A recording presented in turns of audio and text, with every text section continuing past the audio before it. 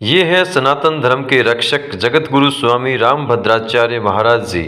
एक बालक जिसने 3 साल की उम्र में अपनी पहली कविता लिख दी, एक बालक जिसने 5 साल की उम्र में पूरी श्रीमद् भागवत गीता के 700 श्लोक विद चैप्टर और श्लोक नंबर के साथ याद कर लिए, एक बालक जिसने 7 साल की उम्र में सिर्फ 60 दिन के अंदर श्री रामचरितमानस की 10,900 चौपाइयाँ और छंद याद कर लिए, वही बालक गिरिधर आज पूरी दुनिया में जगत गुरु श्री रामभद्राचार्य के नाम से जाने जाते हैं।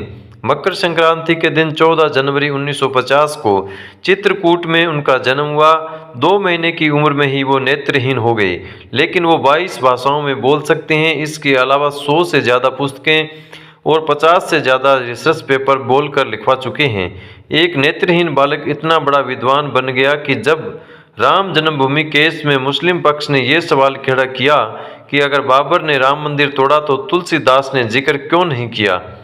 ये सवाल इतना भारी था कि हिंदू पक्ष के लिए संकट खड़ा हो गया।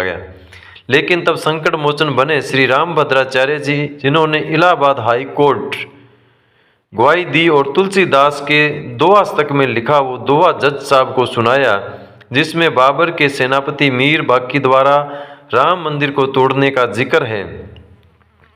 राम जन्म मंदिर मही मंदिर तोरी मस्जिद बनाए, जब ही बहु हिंदू हते तुलसी किन्हीं हाय, दलियो मीर बाकी अवध मंदिर राम समाज, तुलसी रोवत हृदय अति त्राही त्राही रघुराज। चारों ओर जय जयकार हो गई रामभद्राचार्य जी महाराज की। उनके प्रोफाइल पर गौर कीजिए।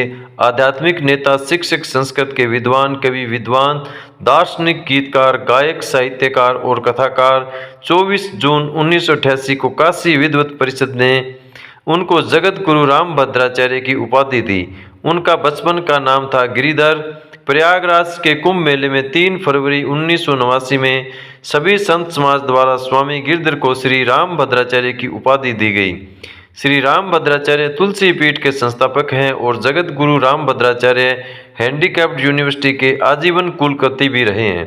विश्व हिंदू परिषद के रूप में भी वो हिंदुओं को प्रेरणा दे रहे हैं। हृदय तब गदगद हो गया जब जगत गुरु स्वामी रामभद्राचार्य महाराज जी ने चैनल पर एंकर से कहा, मैं जन्म से दृष्टिहीन हूँ, फिर भी सभी वेद कंठाग्र है, मुझे 1.5 लाख से अधिक पन्ने कंठस्थ है।